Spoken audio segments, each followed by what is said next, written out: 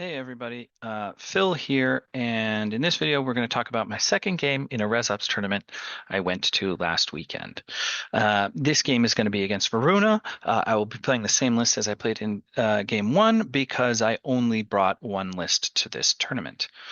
Um, I'm not going to go into super detail like I did in the first video. If you're interested, please watch that one.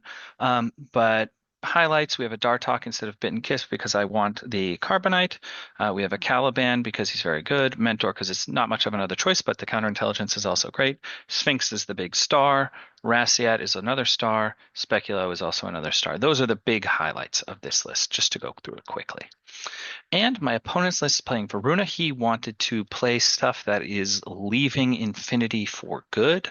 I'm not sure exactly what they are, but I think the Echo Bravos are definitely leaving.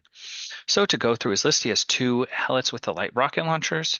You know, they're burst 2 in ARO, they're in camo, they have light rocket launchers, they're 9 points and half a SWIC. They're amazing pieces, and it is hard to go wrong with them. Um, I really recommend Robert Shepard's video on Varuna if you want to learn more about Helots. He's got Crocmen, who might be leaving as well. He's got a boarding shotgun one, and he's got a sniper one, so some hidden deployment models. He's got a Zulu Cobra, which is his lieutenant, so it's a safe lieutenant that can become useful later in the game with, its jammer, its assault pistol, its combo rifle. It's a cool model. He's got this Harris here, which is, the meat and potatoes of the list, I would say. Orc Furbach, good for long range fighting, good for ARO because the Furbach is threatening, has good armor, so unlikely to die all out in ARO, more likely to just take a wound and go prone. Orc with a boarding shotgun for up close. Patsy also for up close with her submachine gun. Uh, Two flash pulses. I think I mismade this list a little bit because I think there was another Harris, a Fusiliers, so two Fusiliers, and one of them being a third one, which is a Fusilier paramedic. And then these drop troops are pretty cool, good for res ops, for dominating, doing missions. One is a hacker. You can get awesome, unexpected hacking angles, or maybe even Panzerfaust, something in the back. And then Red Fury, a burst 4 gun with a decent platform that can position very well, get some unexpected angles with that. I think these are some high potential pieces. So to get into the game, these were my missions. I guess you could say I don't shuffle very well because I got two of the same missions as last time. So I have the beeper one again. I've got survival again. And then I've also got a mission which I really don't like in Res Ops, which is dominate your own objectives, because there's also a mission that's dominate your enemy objectives, and dominate your own is really easy. You can see kind of blurred out in the background my three objectives placed like this, 1, 2, 3. I didn't like pre-measure anything to see that a model could fit in here, so I actually ended up placing them too close. So I needed two models to dominate instead of just one touching all three. But the fact that you can put your three objectives in a really good spot, make a wall there, it's kind of bullshit. Especially if, there's that other mission which is dominate the enemy objectives, which is so much harder. My opponent saw me place my objectives like that, and he was like, you don't need to place them in base to base like that or anything. And I said, oh, I know. Yep. So moving on to the lieutenant role, he won the lieutenant role and chose this side and to make me deploy first, and I happily snapped up first turn. I think I forgot to mention here are battlefield scenarios. I picked hostile civilians, so civilians can ARO and stuff. And he picked ambush, place 3 mines in your DZ, which I thought both of these are pretty fun. So looking forward to that. So to get to my deployment, um, beautiful table, played very well. A little hard to take pictures with the verticality of it. Funny enough, this tournament I took notes so that I could better recall what went on during the game. However, I think my pictures were a little bit worse. So hopefully in the next tournament, come N5, I'll have perfect pictures, perfect notes, and therefore perfect battle reports. So going into deployment, we have on the left, we have a mine, and then behind this building here is another mine. That's from the battlefield scenario. So 3 mines there. We have an Icadron down here that you can't see, but is there guarding that corner. We have a Dataraza here. We have a decoy and a real mentor. We have a Gaki right here whose plan is to impetuous up, get in here and dominate these for the rest of the game, do nothing else. Right here we have a Caliban. Here we have our drone bot in behind this building. You can't see. Here we have an R drone here. I like this a lot better than my deployment last game because we're kind of just watching angles like this. Can't get shot by big long range guns. Only things that are starting to get aggressive in our DZ, so I like that. We have a Preda here, kind of guarding the corner along with this mine. We have the Dartok Hacker, an Imatron, we have our Icadron right here guarding in case something comes around like here or like this. He's prone. And you can see I placed my beacons a little bit better. This game very well protected. My opponent asked the TO, can objectives be off the ground? TO said yes, because my kind of initial answer was no.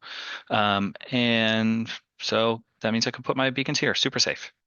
Also, we have a Liberto here. It's mine here. It can't get all the way up to this wall with its forward deployment, but I'm going first, and I'm not too worried about it. It's just a Liberto, and its mine is guarding this area pretty well. Awesome. And again, I spent a command token to hold back my Sphinx and my Speculo in reserve. I think I'll always do that if I'm going first with this list. It's such an awesome 1-2 punch. Going into his deployment, I can't recall where all his mines were, but going from left, we have a Mim -3, we have a Hellet, Fearback Orc, Patsy right around there, Shotgun Orc. Like I said, I did the list a little wrong. We have 3 Fusiliers here. One is a Paramedic. We have a Flash Pulse bot. We have another Flash Pulse bot. There's another Mim -3 under this bridge, and we have another Hellet here. So Hellet 1, Hellet 2, and a lot of stuff missing. So I think something sneaky going on here, but we'll play through it. So he takes order from the first group, and we're off to the races. So first thing that happens is Specula stays prone, comes here, and just puts 2 shotgun slugs into the back of this Fusilier. It's dead. Sorry, Gaki. Impetuous is up here. I realize I can only touch 2 of these, so I know I'll need a 3rd model there to dominate all 3 of my objectives. And then the Sphinx is up to the races. He was deployed somewhere around here. He moves. The Hellet sees him and discovers him successfully. And then the Sphinx kind of comes up to here. And I think it takes me 2 gunfights shooting this HVT and this Hellet. So I put 3 into the Hellet and 1 into the HVT, who has decided to dodge. Hellet succeeds its dodge and kind of moves back to the corner. Inconclusive with the Hellet. I do it again and this time kill both of them.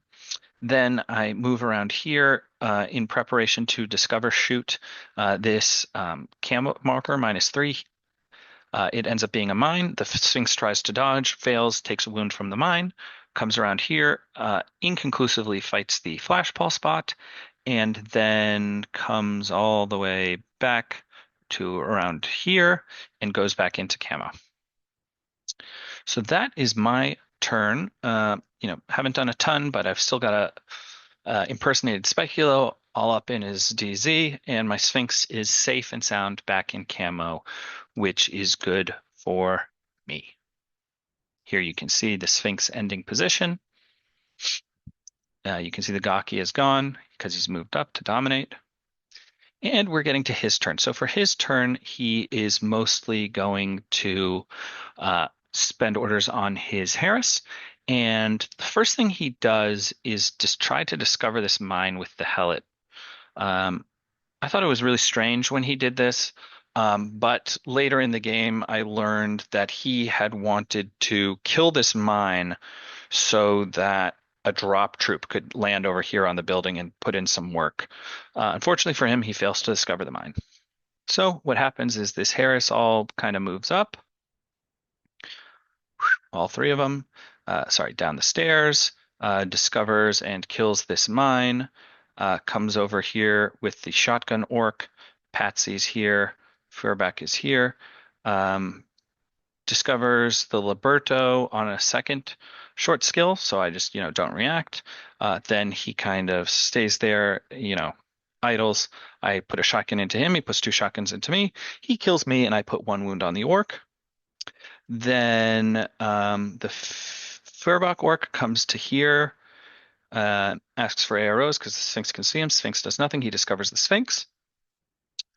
Um, and then after discovering the Sphinx, he moves back to here, uh, takes some shots at the Sphinx, who decides to dodge, and inconclusive, no wounds. I think I get hit and make a save, but I can't guts anywhere. But that is the end of his orders. So, moving to my turn. So, I guess you can see a bit of an aftermath here, but first thing that happens is with group 2 orders, this Dadarazai comes up here, throws a smoke, dodges out, berserks this orc, and puts it unconscious. Now it's time for the Caliban to shine. The Caliban, moves, moves to here. I think it can get discovered, but at this point I don't care because I'm 4 inches away from Patsy. So it's discovered by the Helot. Oh, you know what? Excuse me. So the first thing we do is that berserk on the Dadarazai. Excellent. Now the Sphinx comes around. There's smoke down here. Sphinx comes around and fights just the orc because I can fight it before I fight this Helot. I spitfire at it. It Furbachs back, and inconclusive fight. Next, I retreat to here, and he shoots here and reveals a Crocman multi-sniper. I choose to ignore the Crocman multi-sniper, ignore the Fearback, and just put two heavy flamethrower tempos on the Fearback. I don't get punished. Fearback misses, multi-sniper misses, and this orc goes unconscious to the double flamethrowers. Then the Sphinx comes back up here to fight the Crocman and puts him unconscious with the Spitfire rounds. Now the Caliban comes up, moves to here. I think gets discovered by the Helot, and Patsy delays, or Patsy discovers as well. In the next order, I'm able to base Patsy. Helot shoots like rocket launchers at me. Patsy shoots or CCs at me. This HVT shoots a stun at me.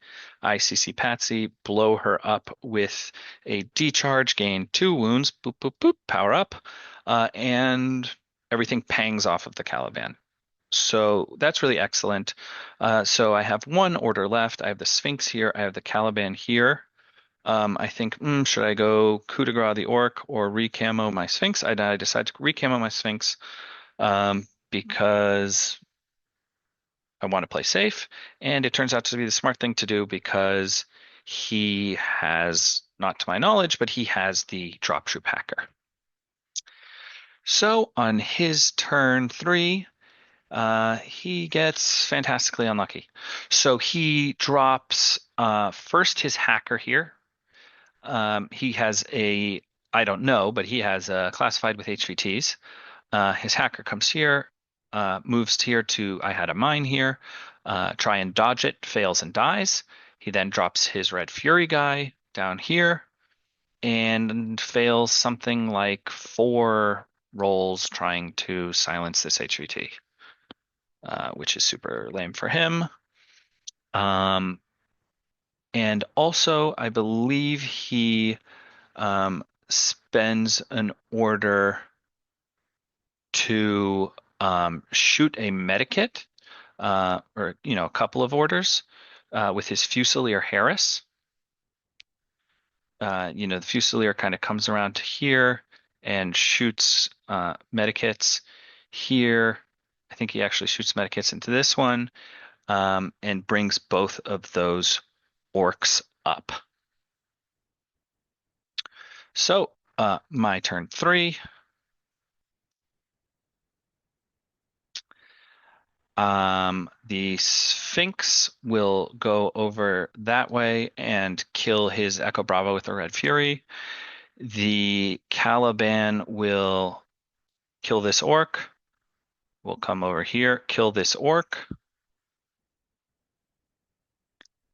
and burns to death after killing this orc from finally the Helot's AROs. But some really lucky defensive armor rolls for me on the orc. I mean, on the Caliban, who is able to put in a crazy amount of work this game for me. So that is the end of my turn 3. I think I also put oh, you know what? I totally forgot. I also put a beeper down here. My Rassiat comes here and kills his flashball spot and puts a beeper down here as well. So I have two beepers in his DZ. On his final turn 3, he reveals a Crocman that was over here. This was his mine. So out of hidden deployment, he comes up, he places a beeper, and after failing like 2 more whip rolls on this HVT, is able to make his whip roll and get his classified. My Sphinx here now dominating after killing the Red Fury guy, and my Gaki is now here dominating. So that is the end of the game. Oh, yep, here's the Rassiat with his beeper, having put down this Fugazi that came up here. My Speculo has placed this beeper up here. And that's the game. So here were his 3. 1 point for each of their own objectives. I think he might have had 1 or 2. He had 1 beeper down to get 1 point here, and he had silenced 1 HVT to get 1 point here. So I don't get the bonus for having completed more cards because we both completed 3, but I did get 3 points on all of my cards. So it's something like a 9-4 victory. Yeah, 9-4 victory and a surviving of 250 for me, 87 for him. So that's the end of the second game. Not too much in terms of what should I have done better because it was a very solid win for me. Unlucky for my opponent with the whip rolls and unable to discover that mine that could have opened up a nice angle for his Echo Bravo drops troop. But again, a solid win. Happy with my performance. That is video 2, and I'll see you in the next one.